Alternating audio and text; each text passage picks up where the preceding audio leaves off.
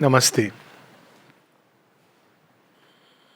There is a question, but before we take the question, since we are talking about, war people think is fought on with the artillery and actually talwars and all that, like olden time. But war is never a war of only swords or guns. Behind the war, there is an idea which is operating, and this is the war of this idea that fathers the universe. There are people who stand for a certain idea. For instance, now you hear about democratic countries, they come together standing for the ideal of democracy. Now, what has happened today is that things have become more complicated. People profess an ideal, but they are practicing something else. So, supposing you find today that it's easy to mobilize people in the name of democracy. So, we stand for democratic ideals, but actually behind it, there is a need to control the oil wells. There could be many other such things. So, even this, what we are seeing today, we have to understand that they are narratives. And one of the narratives that I was saying, for instance, that India is in devastating condition. If you actually objectively see the facts, just the facts, don't have to see over a period of time how many cases, what percentage of recovery.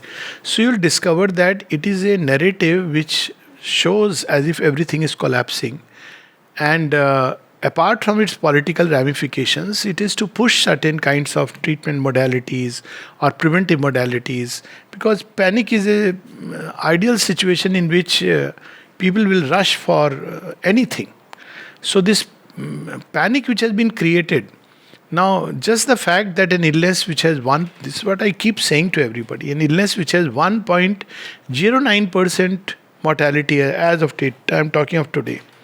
Even in its worst peak, the illness had 2%, maximum 2.5% was the mortality.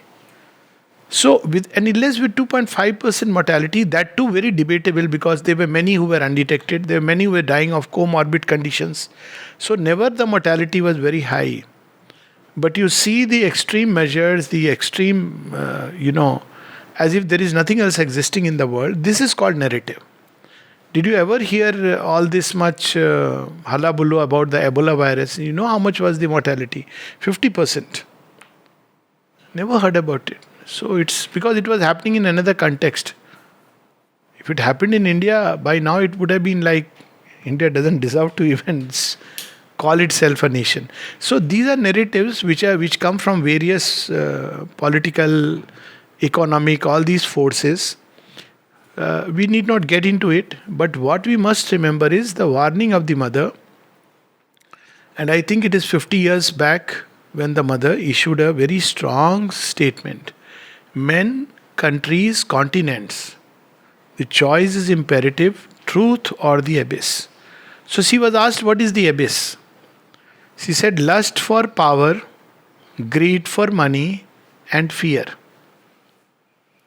In this particular aspect, you will find all the three playing grandly. Lust for power, greed for money, and fear. And because of this, we are ending up taking many decisions which are going to have long-term consequences. And, I'll give one example, when just this aspect of people going into hospitals and dying. And, hospital is the worst place actually to go if you want to really treat yourself. Even the advisory is stay at home, stay in isolation, home isolation. Why? Because home has an atmosphere which is conducive to healing. Have you ever thought that when a person is at home, whatever he requires, simple things, you need fluids, you need whatever it is, home people, they will do it for you. Anyways, they are exposed to you. You can't, anyways, they will be isolated. But imagine when you go to a hospital, we think everything is ideal. Ideal is not just about the medicine you give, it is also the care which you get. Now, a person in home, you are a person who is treasured and valued by the family members, and they will take care because they have a bond, you matter to them. When you go to a hospital, you are a number, you are a sum of money. Don't forget the atmosphere. You are also a means for the drug companies to sell. And it's time perhaps to speak about all these things very frankly and freely. So there is, you are just a person among maybe 30 or 20 people, even in a special ward. So the kind of care, even in the best hospitals, it will never be like that. Leave aside the atmosphere aspect. We have completely forgotten, it seems, that atmospheres matter. In life, they matter. In house, what is the atmosphere you create? People don't realize thoughts, feelings, will, fears, hopes, expectation, desires. All these create an atmosphere in the house, and behind this atmosphere, as is the atmosphere, it acts like a food. So forces come, feed upon the atmosphere. In a house, for example, around your bed, you can put something like a nice, beautiful music. You can put Savitri music. You can put a nice flowers. And it will make you feel very good. It'll draw the healing forces in the atmosphere. If you had to leave the body, it is so beautiful to leave the body in that atmosphere. But the atmosphere in which a typical hospital setting is, what happens when you leave the body? What is the process? Hardly any hospital where people even stand and pray for a while. Some hospitals do it. But most hospitals, you are a dead person, you were living, you are dead. So next is inform the relatives.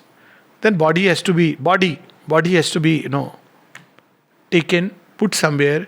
It's a horrifying way, all kinds of forces which are in the atmosphere. So this is something we have completely forgotten. Why? Because of an extreme materialistic view of life. That body is everything, drugs are everything, outward things are everything. The inner state and how it impacts our body, how it impacts our life. Mother even says, create your own atmosphere.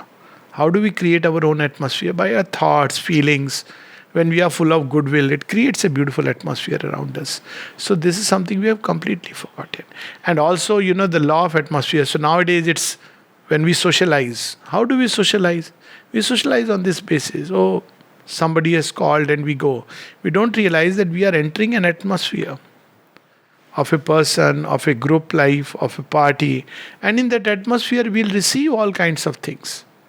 And we'll come back with all kinds of things. And unless we are individualized, we won't know how to handle it. So the result is chaos in life. A lot of chaos, which people often blame it on God, but we are the ones. Why we create a chaos? Because of ignorance. There is a very beautiful passage in Savitri where Sri Aurobindo says that thinking puppet is this mind of life. It's a puppet. So we live according to that. And then says it brings in the incoherencies of fate. Because that's how the world is. Of course, ultimately, everything is used for a greater purposes, but one wishes that life could evolve in a beautiful way, with minimum pain, with minimum suffering. It's not part of the original plan. There is some suffering we have to go through, but a lot of suffering is self-called. Our own fears create our own destiny. Now, once you understand this, but still we fear, still we create a destiny for ourselves. Draw forces that will harm us, hurt us. And in spite of that, if humanity survives, that is called grace. So often people say, where is grace? Here is grace. Otherwise, for long, we would have gone to the blazes.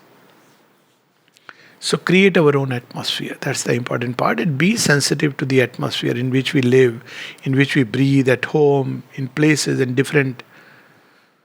It's a sensitivity which we must develop. Namaste.